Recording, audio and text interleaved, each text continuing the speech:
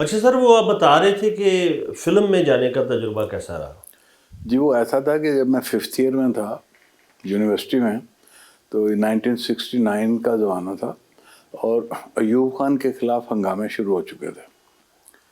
اس سے پہلے وہ 10 سالہ ترقی کے جشن منائے جا رہے تھے سرکاری سطح پہ، تو اس کا ریاکشن ہوا عوام میں، اور طالب علموں میں بھی لہر چلی ہوئی تھی، تو وہ ہنگامے بڑھتے بڑھتے پھیلتے گئے، تو اس کا نتیجہ یہ ہوا کہ یونیورسٹی بند ہو گئی۔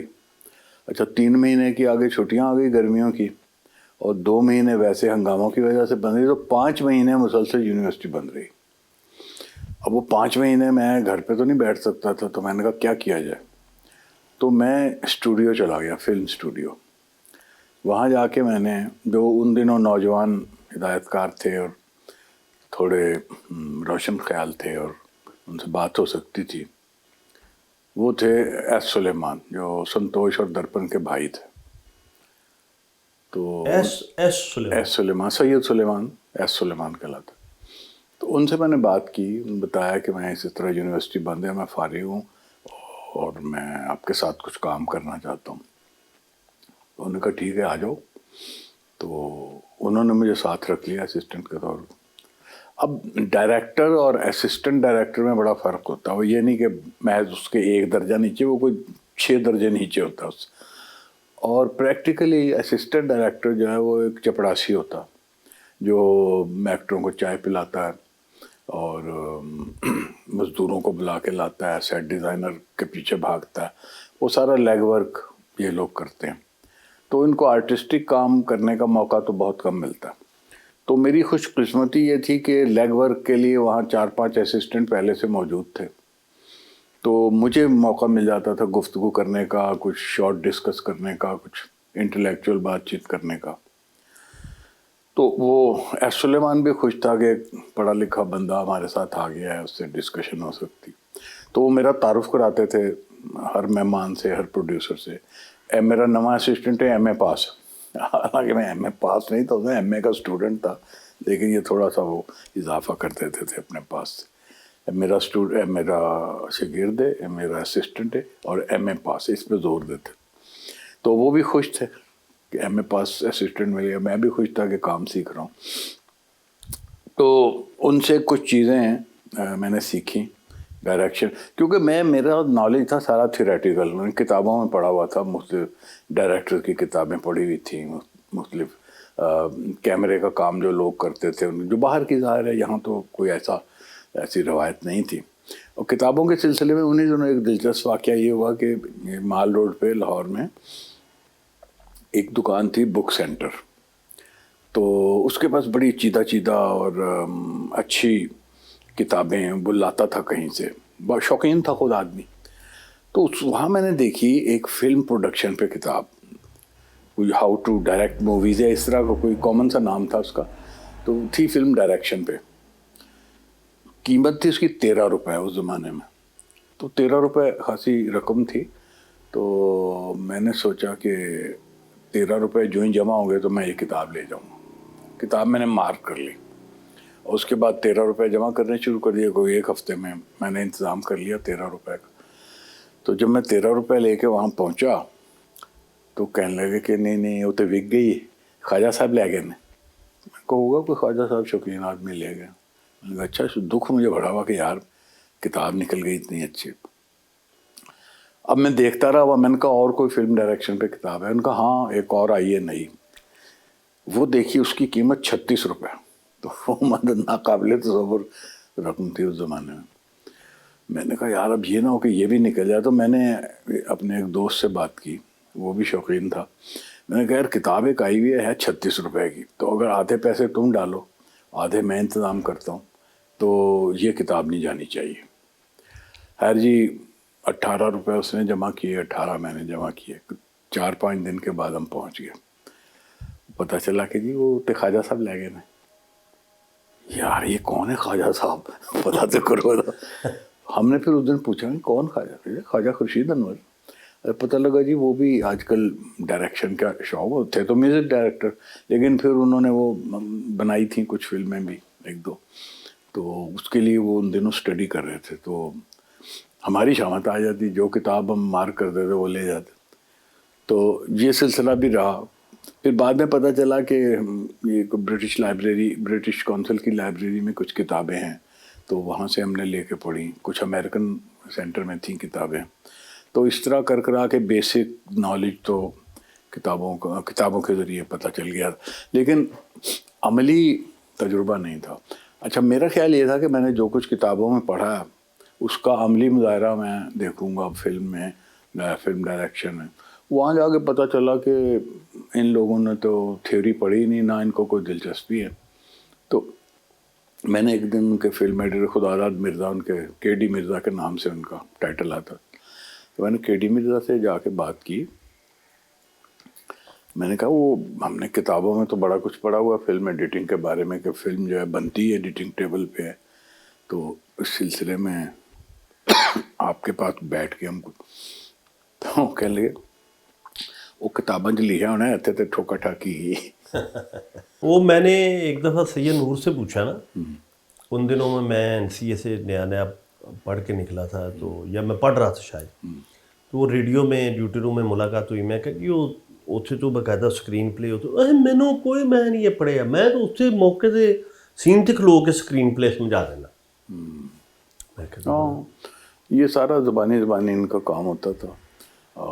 نہ ڈائریکٹر وغیرہ پڑھنے کی تکلیف کرتے تھے, نہ ایکٹر وغیرہ, چونکہ ساری فلمی صنعت ہی اس طرح اندازے پہ چل رہی تھی. یہاں کیا تھا کہ ہمارے ملکوں میں نا اسٹار سسٹم چلتا تھا. اگر آپ نے محمد علی زیبا کو لے لیا ہے تو 50% تو کامیابی یہی ہوگی آپ کی, باقی چیزیں ضمنی. 25% اگر آپ نے میوزک ڈائریکٹر صحیح لے لیا تو 75% آپ کی کامیاب ہو گئی فلم. تو جہاں پہ صورتحال یہ ہو, وہاں پہ پھر ٹیکنیک کی باریکیوں پہ تو توجہ نہیں دی جاتی, نہ اسکرپٹ رائٹنگ کی باریکیوں پہ توجہ دی جاتی. البتہ جب پڑھے لکھے لوگ آتے ہیں انڈسٹری میں, ہمارے یہاں بھی ایک لہر آئی تھی, خاص طور پہ جب ایسٹ پاکستان موجود تھا, تو وہاں کے لوگ کچھ اس سلسلے میں آگے تھے. وہ تھیوری ویوری پڑھتے تھے, جانتے تھے, ڈسکس بھی کرتے تھے. تو اس وقت ویسٹ پاکستان میں بھی تھوڑا سا اس کا اثر دیکھنے میں آیا. پھر وہ بنگلہ دیش بن گیا, اور وہ رابطہ بھی ہمارا ختم ہو گیا ان سے جو بنا تھا, اور فلم کے بہتر ہونے کی جو تھوڑی بہت توقع پیدا ہوئی تھی وہ بھی ختم ہو گئی. اچھا, پاکستان میں نا جو اگر کلاسک کی طرف جو جائیں, جو بڑے لوگ تھے انہوں نے 4 فلمیں بنائی. اشفاق صاحب نے ایک بنائی, ایک احمد بشیر صاحب نے نیلا پربت غالباً بنائی, اور ایک فیض احمد فیض صاحب نے جاگو ہوا سویرا. تو اس کے علاوہ تو کوئی, اور یہ کمرشلی یہ سب فلمیں فلاپ تھیں. میرا نقطہ نظر یہ رہا ہمیشہ سے, شروع سے میری ان سے تجرباتی فلم والوں سے لڑائی جھگڑا بھی اس سے ہوتا رہا. میں سمجھتا ہوں کہ جس طرح ایک کتاب کی کامیابی جو ہے نا وہ اس کی ریڈیبلٹی میں ہے. اگر وہ ریڈیبل نہیں تو کتاب لکھنے کا, بنانے کا, چھاپنے کا فائدہ کیا ہے؟ کسی کو پڑھنا ہی نہیں. فلم بھی جو ہے نا جب تک اس میں اتنی دلچسپی نہیں ہوگی کہ لوگ دیکھیں, بیٹھ کے دیکھیں گے تو پھر ہی اس پہ تبصرہ کریں گے نا, پھر اس کی بات آگے چلے گی. تو ایک آدمی اگر 5 منٹ سے زیادہ دیکھ ہی نہیں سکتا, فلم اٹھ کے چلا جاتا ہے, تو ساری کہانی ختم ہو گئی وہیں پہ. تو میں کہتا تھا, میرا ہمیشہ سے نقطہ نظر رہا کہ آپ جو بھی تجربہ کریں, جو بھی انقلابی سے انقلابی تھیم آپ ڈال دیں, مگر یار وہ دیکھے جانے کے قابل تو ہو نا, وہ اٹریکٹ تو کرے لوگوں کو. جب لوگ اٹریکٹ ہوں گے, بیٹھ جائیں گے, دیکھنے لگیں گے, پھر آپ اس میں سبق ڈال دیں, اس میں انقلاب ڈال دیں, اس میں اپنا نقطہ نظر ڈال دیں, کچھ بھی ڈال دیں, وہ چلے گا. لیکن پہلے اس کو اس قابل ہونا چاہیے کہ وہ لوگوں کو اٹریکٹ کرے اپنی طرف.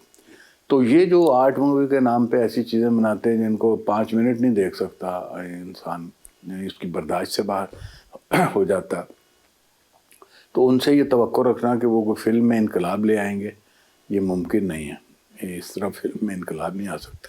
اور دیکھیے انڈیا میں راج کپور تھا, اس نے بھی مقصدی فلمیں بنائی ہیں, اس نے بھی اس کی کمرشل سے کمرشل فلم بھی دیکھیں, اس میں آپ کو کوئی لیسن ملے گا. لیکن اس نے انٹرٹینمنٹ کو بنیادی اہمیت دی ہے کہ میوزک لیا ہے، اچھا میوزک لیا ہے، گانے لیے ہیں، سچویشنز بنائی، اس میں کہیں لپٹا ہوا کوئی سبق لپٹی ہوئی کوئی نظریہ لپٹی ہوئی کوئی بات وہ کہہ جاتا، اس کے علاوہ کوئی صورت نہیں ہے کہ آپ پیور پروپیگنڈا کریں گے تو کوئی بھی نہیں دیکھ رہا۔ ایون عامر خان نے یعنی مسلسل اس طرح کی اچھی فلمیں کی ہیں، جس طرح تارے زمیں پہ، 3 ایڈیٹس یا منگل پانڈے، یا اس سے پہلے ان کی لگان، یعنی ایسی کئی فلمیں، حالانکہ ان میں سے کوئی بھی 100% کمرشل مووی اس طرح نہیں تھی کہ پیسے میں، وہ اس کے اندر یا تو کوئی لیسن تھا یا کوئی ہسٹورک فیکٹ تھا، یعنی لیکن اس میں دلچسپی اتنی رکھی ہے کہ لوگوں نے دیکھی اور وہ ہٹ ہوئی ہیں، سپر ہٹ ہوئی ہیں ان کی فلمیں۔ اور یہی میرے خیال میں کرافٹ اور آرٹ ہے کہ اگر آپ لوگوں کو کتاب پڑھنے پہ مجبور کریں اور فلم دیکھنے پہ مجبور کریں، بالکل، تو اگر آپ اس میں کامیاب نہیں ہوتے تو اس کا مطلب کہ آپ کامیاب نہیں ہیں۔ ایگزیکٹلی، بالکل ایسا ہی۔ اچھا، تو اس زمانے میں جو آپ کو یاد ہوگا کون سی فلم بن رہی تھی جس کو آپ نے اسسٹ کیا؟ اس دن جب میں گیا تو وہ فلم بنی تھی بے وفا، اور اس سے پہلے ایک دو بن چکی تھی جو ریلیز ہونے والی، ان کا پیچ ورک ہو رہا تھا، چھوٹا موٹا کام ہو رہا تھا۔ تو بے وفا میں ایک سین تھا کلاس روم کا، یہ میرا پہلا یا دوسرا دن تھا وہاں۔ تو اب کلاس روم کا سین لگایا ہوا ہے، اور ان میں سے نہ ڈائریکٹر نے کبھی کالج دیکھا، نہ رائٹر نے کالج دیکھا کبھی، نہ ایکٹروں نے کبھی کالج دیکھا تھا، لیکن سین سیٹ لگایا ہوا کالج کے کمرے کا، بلیک بورڈ ایک تازہ، وہ اتنا تازہ پینٹ ہوا کالا کہ اس پہ لگتا ہے کہ آج تک کسی نے انگلی بھی نہیں لگائی ہوگی۔ تو وہ چاک واک رکھے ہوئے ہیں، تو وہ بلیک بورڈ ہے رنگا ہوا اور خالی پڑا۔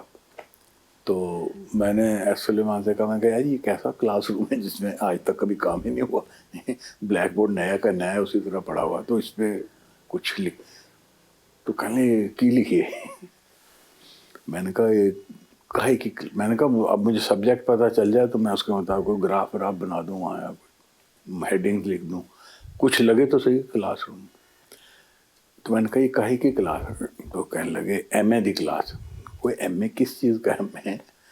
اچھا، انہیں یہ بھی نہیں پتا تھا کہ ایم اے کسی خاص چیز کا ہوگا۔ انہوں نے کہا 11ویں 12ویں 13ویں 14ویں 15ویں 16ویں ایم اے بس۔ تو وہ بھی اس میں کئی طرح کی کتابیں ہوتی ہوں گی۔ تو خیر اس کے بعد وہ ڈائلاگ تھا اس میں کہ مجھے ہسٹری کے کچھ نوٹس دے دو، مجھے ہسٹری کے نوٹس چاہیے، لڑکی لڑکے ان کے اندر۔ تو کہتا ہاں میں دے دوں گا۔ میں کہ یہ ہسٹری کے نوٹس مانگ رہے ہیں، یہ ایم اے کس چیز کا؟ تو کہتے ہیں جی ظاہر ہے ہسٹری کا ایم اے۔ میں کہ اگر ہسٹری کا ایم اے ہے تو وہ ہسٹری کے نوٹس کیوں مانگے؟ ہسٹری کے ایم اے میں ہسٹری کے نوٹس تھوڑی مانگے، ہسٹری تو ہے ہی سب کو پتہ، وہ کسی پرٹیکولر ہسٹری کے نوٹ مانگے گی، وہ کہے کہ مطلب مجھے انڈین ہسٹری کا نوٹ دے دو یا مجھے یوروپین ہسٹری کے نوٹ دے۔ وہ ہسٹری کے نوٹ تو جنرل تھوڑی مانگے گی، تو ہسٹری کے تو سارے نوٹس ہیں۔ اچھا، ان کی سمجھ میں نہیں یہ بات ہے کہ میں کیا کہہ رہا ہوں۔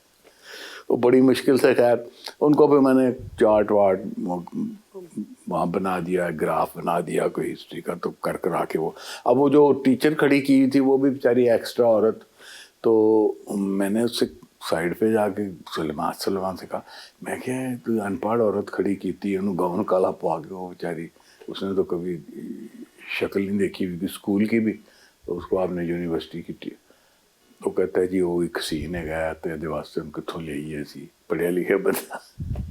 تو اس طرح کے حالات تھے۔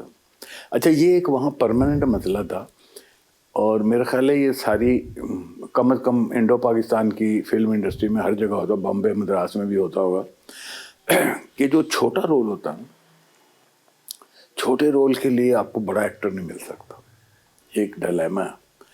اب آپ ہیرو دکھا رہے ہیں، ہیرو تو آپ نے لے لیا ایک مہنگا ہیرو، جو اس کا دوست ہے جس کو جو ایک سین میں آتا صرف، اب وہ بھی اسی سٹینڈرڈ کا ہونا چاہیے نا اصولاً، اس کی بھی فیملی اتنی اونچی ہونی چاہیے، اتنا ہی پڑھا لکھا ہونا چاہیے، اس کا بیک گراؤنڈ، اس کا بھی تلفظ اتنا ہی صاف ہونا چاہیے، اس کو بھی بات کرنے کا اس طرح کا ڈھنگ ہونا چاہیے ہیرو جیسا۔ لیکن وہ بڑا ہی پٹیچر سا بیچارہ، غریب سا، کمزور سا ایک بندہ ہوگا جس کی کوئی میچنگ نہیں ہوتی. اسی طرح ہیروئن کی سہیلیاں آپ نے دیکھی ہوگی, کبھی اس سے میچ نہیں کریں گی, وہ بڑی پھٹیچر گری پڑی غربت کی ماری ہوئی. اب اس کی وجہ کیا ہے کہ ہیروئن تو آپ نے لے لی ہے لاکھوں روپے, تو اس کی سہیلیاں آپ لاکھوں والی تو نہیں لا سکتے نا. وہ آپ کو 10 روپے دیہڑی والی لڑکیاں لانی, تو وہ کبھی میچ نہیں ہوتی. نہ ہیرو کے دوست اس سے کبھی میچ کرتے ہیں, نہ ہیروئن کی سہیلیاں اس سے میچ کرتی ہیں اسٹیٹس میں, اسٹینڈرڈ میں, گفتگو میں. وہ بیچاری بہت گری پڑی ہوتی ہیں ان کے مقابلے میں. تو یہ میں نے جب میں وہاں گیا, جو میں تو یہ ڈسکرپنسی نوٹ کر رہا تھا ایز اے ویور کافی عرصے سے, تو میں نے ایس سلیمان سے کہا, میں نے کہا یار یہ جو دوست اور سہیلیاں بناتے اس اسٹینڈرڈ کی کیوں نہیں ہوتی. کہتے اس نے پھر ایک اور وجہ بھی بتائی جو مجھے نہیں معلوم. اس نے کہا دیکھو, ایک تو یہ ہے کہ اسی اسٹیٹس کا, اسی اسٹیچر کا ایکٹر اگر ہم لائیں گے اس کے مقابلے میں تو ہی وہ اسی میچ کرے گا نا, اس کا دوست لگے گا. تو اب ایک جملے کے لیے کلاس روم میں ایک جملہ بولنا ہے کسی ساتھی نے, تو اس کے لیے ہم ایک پورا ایکٹر کیسے بک کر سکتے ہیں. ایک یہ تو مالی مسئلہ ہو گیا. اچھا اگر کوئی بہت فراخ دل پروڈیوسر آ گیا ہوگا, نہیں لاؤ جنہیں پیسے لانے ہیں اسٹینڈرڈ ہونا چاہیے, بندہ اسی طرح کا ہونا, تو ہم لے آتے ہیں.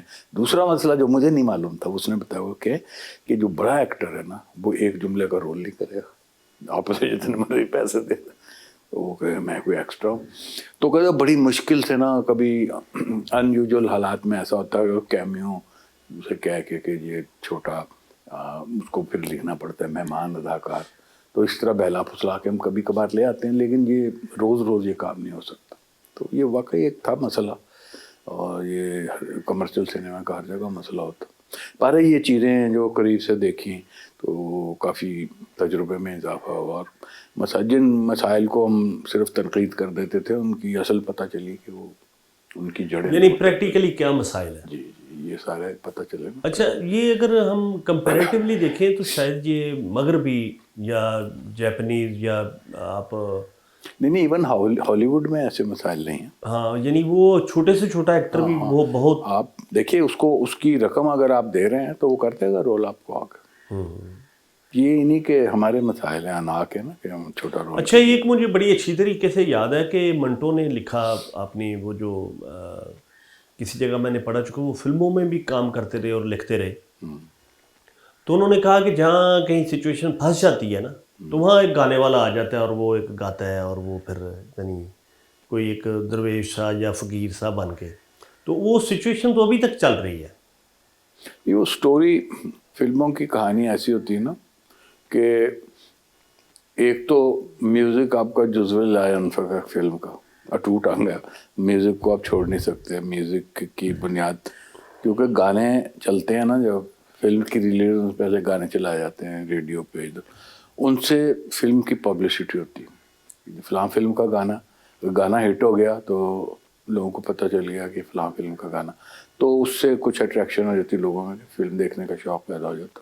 تو ایک تو میوزک کا یہ پہلو.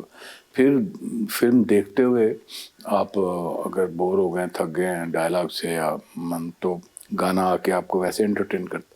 جو فائدہ جو آپ بتا رہے ہیں نا, وہ فائدہ یہ ہے کہ جہاں کہانی میں آپ پھنس گئے ہیں اور مکالمے میں بات ادا نہیں ہو رہی, کنوے نہیں ہو رہی, اور کہانی کسی طرح آگے نہیں بڑھ رہی, تو پھر گانے کے ذریعے اس صورتحال کو واضح کیا جاتا کہ کیا ہو رہا ہے. اور گانے میں چونکہ براہ راست ایک بات کی جا سکتی ہے, اور وہ لپٹی ہوتی ہے میوزک کے روپ میں, تو وہ چل بھی جاتی ہے. تو اس لحاظ سے جو فلمی گانا ہے وہ کئی مقاصد جو پورے کرتا. ایک تو انٹرٹین کرتا ہے آپ کو, دوسرے وہ تھیم کو بھی, اگر وہ مناسب لیرکس اس کے لکھے گئے ہیں تو تھیم کو بھی آگے لے جا سکتے. اس کا مطلب تو یہ ہوا کہ اگر فرض کریں آج کل کوئی سنجیدہ کام کرنا چاہے فلم کے حوالے سے, تو وہ بڑا مشکل ہے پاکستان میں. دیکھیے سنجیدہ کام تو ہمیشہ سے مشکل رہا ہے فلم میں, اور جن لوگوں نے کیا ہے انہوں نے ٹھوکریں بھی کھائی ہیں اور ماریں بھی کھائی ہیں اور پیسے بھی ضائع کیے ہیں. لیکن یہ ہے کہ اگر آپ فلم کی نیچر کو سمجھتے ہیں, اس کی انٹرٹینمنٹ ویلیو سے واقف ہیں اور اس کو اہمیت دیتے ہیں, اس کو پرائرٹی دیتے ہیں, تو پھر آپ مقصدی بات بھی کر سکتے ہیں. لیکن فلم بنیادی طور پہ ایک انٹرٹینمنٹ کا ذریعہ, یہ ہمیں نہیں بھولنا چاہیے. جب ہم یہ بات فراموش کر دیتے ہیں اور سوچتے ہیں یہ کوئی ایجوکیشن کا ذریعہ ہے یا اس سے سماج کو تبدیل کیا جا سکتا ہے، یہ باتیں غلط ہیں. بنیادی طور پہ وہ انٹرٹینمنٹ کا ذریعہ ہے. اس انٹرٹینمنٹ کے ذریعے آپ آگے کوئی اپنا ضمنی کام لے سکتے ہیں، لیکن یہ نہیں کہ جی ایک فلم بنائی تو انقلاب آ جائے گا، یا فلم بنائی تو بچے ایجوکیٹ ہو جائیں گے، یا فلم بنائی تو کایا کلپ ہو جائے گی. یہ چیزیں ممکن نہیں. تو اس کے بعد پھر آپ آزاد اخبار میں گئے جو عباس ستر اس زمانے میں تھے، اور جو دوسرے. جی آزاد اخبار میں تو میں ایم اے کرنے کے فوراً بعد چلا گیا تھا، کیونکہ میرا جو پہلا تجربہ تھا پریکٹیکل لائف کا وہ اخبار کا ہی تھا. وہ بہت کم عرصہ رہا. یعنی فلم میں آپ کو حساب لگ گیا کہ یہاں میری دال نہیں گلنی، یا یہاں سکوپ نہیں ہے کام کا؟ جی فلم میں تو میں طالب علمی کے زمانے میں گیا تھا، اور جب طالب علمی یعنی وہ 5 مہینے کا وقفہ جب ختم ہوا، یونیورسٹی کھل گئی، تو مجھے یونیورسٹی جانا ہی تھا واپس. تو ایس سلیمان کو افسوس تھا کہ ایک پڑھا لکھا آدمی جسے میں روز متعارف کراتا تھا، میرا اسسٹنٹ ہے اور ایم اے پاس ہے، وہ جا رہا ہے، تو ایک اس کا بھی اعزاز چھن رہا تھا. تو میں نے اس سے یہی کہا کہ میں ابھی 6th ایئر اپنا کر لوں کمپلیٹ، ایم اے کمپلیٹ کر کے تو میں پھر آؤں گا. تو یہ بہانہ بنا کے میں وہاں سے چلا گیا. لیکن میں نے جو 5 مہینے میں جو انڈسٹری کی حالت اندر سے دیکھی تھی، مجھے محسوس ہو گیا تھا کہ it's not my piece of cake. کسی ہیروئن وغیرہ پہ نہیں آپ کا دل چلایا؟ ہیروئن پہ جو دل آنا تھا وہ تو فلمیں دیکھ کے ہی آ جاتا تھا اس زمانے میں. تو اس کے لیے تو وہاں اتنا کشٹ کرنا اور نہیں، ایک ہوتا ہے اسکرین پہ دیکھنا اور پھر جا کے پریکٹیکلی دیکھنا. دیکھیے جو پریکٹیکلی وہاں پہ جو دیکھتے تھے نا، اس میں ایک تو یہ ہے کہ وہ فاصلہ بہت تھا ہیروئن کا اور ایک اسسٹنٹ ڈائریکٹر کا. دوسرے جب آپ کام میں مگن ہوتے ہیں نا، تو اس وقت تو اور کسی چیز کی ہوش نہیں ہوتی. کہ وہ زیبا بیگم اگر آ رہی ہیں تو سارا توجہ اس طرف ہے کہ ان کا ڈریس وہاں سے پہنچ گیا ہے، اور میک اپ کی کنٹینیوٹی ٹھیک ہے، اور یہ انٹر جدھر سے ہو رہی ہیں اور ایگزٹ انٹر تو ان ٹیکنیکل باتوں میں پھنسا ہوتا ہے آدمی. تو یہ تو ہے کہ اب آف دا سیٹ کہیں اگر آپ جاتے ہیں یا ان سے ذاتی مراسم آپ کے بن جاتے ہیں تو وہ کہانیاں تو پھر چلتی ہیں. مطلب سیٹ کے اوپر تو پاسبل ہی نہیں کسی اور چیز کے بارے میں سوچنا. بالکل صحیح. اچھا، تو اس کے بعد اخبار میں پھر ایم اے کرنے کے بعد گئے؟ جی ایم اے کے فوراً بعد، بلکہ ابھی ایم اے کر ہی رہے تھے تو ہمیں یہ حمید اختر صاحب، آئی رحمان صاحب اور عبداللہ ملک صاحب، یہ تینوں تھے نا جنہوں نے اخبار نکالا. عباس ستر بھی شاید عباس ستر تو بعد میں آئے نا، ان کو تو وہ تو نیوز ایڈیٹر تھے. اچھا، لیکن جو کرتا دھرتا تھے وہ یہ 3 لوگ، وہ یہ 3 بزرگ تھے. تو یہ آئے تھے ہمارے ڈپارٹمنٹ میں، ابھی ہم امتحان دینے والے تھے، تو انہوں نے وہیں سے نا اسٹوڈنٹ چننے شروع کر دیے تھے، کیونکہ ان کا بڑا آگے پلان تھا اخبار نکالنا. تو وہیں سے سلیکشن تو تقریباً وہیں ہو گئی تھی. گفتگو، انہوں نے انٹرویو کیا، کیا بندہ ٹھیک ہے. تو ایم اے کے فوراً بعد ابھی رزلٹ بھی نہیں آیا تھا، تو میں نے جا کے آزاد اخبار جوائن کر لیا. اب وہ آزاد اخبار واقعی آزاد تھا، اس کی پالیسی آزاد تھی، اور اس کی پالیسی یہ تھی کہ مجیب الرحمان نے الیکشن جیتا، اس کو وزیر اعظم ہونا چاہیے. تو ویسٹ پاکستان میں پیپلز پارٹی، یعنی وہ ڈویژن تو دیکھیے نا، اسی الیکشن پہ 1970 کے الیکشن پہ ملک ڈیوائیڈ ہو چکا تھا. ادھر سارے ووٹ مجیب الرحمان کے تھے، ادھر سارے بھٹو کے تھے، یعنی اکثریت بھٹو کی تھی. تو اس سیاسی کشمکش میں آزاد کو کوئی حمایت ویسٹ پاکستان میں نہ مل سکی، آزاد اخبار کو اس نقطہ نظر کو کوئی حمایت نہ مل سکی کہ مجیب الرحمان کو وزیر اعظم ہونا چاہیے، جس کی وہ وکالت کرتا تھا اخبار. اس لیے اس کی اس وقت کوئی 70,000 اس کی پبلیکیشن تھی، تو ایک دم ڈاؤن ہو کے کوئی 5-10,000 پہ آ گئی. اس سے پھر وہ ہم سب بے روزگار ہو گئے. تو تنخواہ تو ملتی نہیں تھی، تو کینٹین چونکہ وہاں موجود تھی تو اس پہ ادھار چلتا تھا لوگوں کا، تو بس وہ وہاں سے روٹی کینٹین سے کھاتے رہتے. پھر ایک وقت آیا کہ وہ کینٹین والے کے پاس بھی راشن ختم ہو گیا. پھر یہ ہوتا تھا کہ وہ 4 آنے جمع کر کے کوئلے لے آؤ، کوئی 1 روپیہ جمع کر کے کوئی آٹا لے آؤ. تو اس طرح مشترکہ طور پہ کینٹین کچھ عرصہ چلتی رہی. پھر وہ بھی سلسلہ ختم ہو گیا. بس جس دن کینٹین بند ہوئی اس دن صحیح طور پہ آزاد اخبار بند ہوا. اچھا تو ریڈیو میں پھر کیسے گئے؟ تو بس جب یہ آزاد اخبار بند ہوا ہمیں اب نظر آنے لگا کہ یہ تو بند ہو رہا ہے, یہ نہیں چل سکے گا, تو پھر ادھر ادھر نوکریاں ڈھونڈنی شروع کی. تو اسی سلسلے میں نے اپلائی کر دیا. اپلائی تو میں ٹیلی ویژن میں کرنا چاہتا تھا, ٹیلی ویژن میں کوئی پوسٹ ہی نہیں تھی اس نہیں وہ تو پہلے بات ہو چکی ہے کہ وہ مفیض الرحمان صاحب تھے, انہوں نے آپ کو کر لیا. جی. تو پہلی تعیناتی آپ کی کوئٹہ میں ہوئی؟ سلیکشن لاہور میں ہوئی اور پہلی تعیناتی کوئٹہ میں ہوئی. تو کوئٹہ میں اس زمانے میں رہنا کیسا تھا؟ کوئٹہ تو وہ ایسا اتفاق تھا, ایک تو پہاڑی مقام میں پہلی دفعہ اس طرح کی جگہ پہ گیا تھا اور سردیوں کا موسم تھا. اب سردیاں لاہور کی تو دیکھی ہوئی تھیں لیکن کوئٹہ کی سردی میں نے نہیں دیکھی تھی کبھی. تو اب وہاں ہم کینٹ کے علاقے میں رہتے تھے تو صبح صبح ہر چیز جمی ہوئی ہوتی تھی. حمام میں پانی جمع ہوا, لوٹوں میں پانی جمع ہوا, نل کے بند ہیں.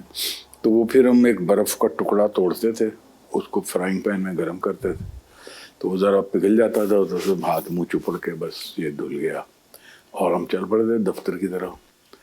اب دفتر جب جاتے تھے نا تو ادھر ہمارے رائٹ ہینڈ پہ مشرق تھا, تو وہاں سے سورج نکل رہا ہوتا تھا, تو اس کی تمازت تھوڑی تھوڑی نا ہم تک پہنچتی تھی, لیکن صرف اس دائیں سائڈ پہ جدھر سے سورج نکل رہا, تو ہمارا دایاں ہاتھ, دایاں بازو, دائیں ٹانگ, دایاں پاؤں, یہ تو لائیو زندہ پتہ چلتا تھا ہمیں.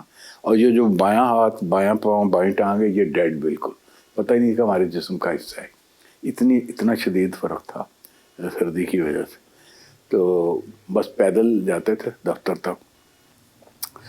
اور ریڈیو پاکستان کی عمارت جو تھی وہ سارے بلوچستان میں واحد عمارت تھی جو سینٹرلی ہیٹڈ تھی, لہذا جتنے باقی دفاتر تھے ارد گرد, وہاں کے بڑے بڑے افسر ریڈیو اسٹیشن کے اندر آ کے بیٹھے رہتے تھے سارا موسم کی وجہ سے.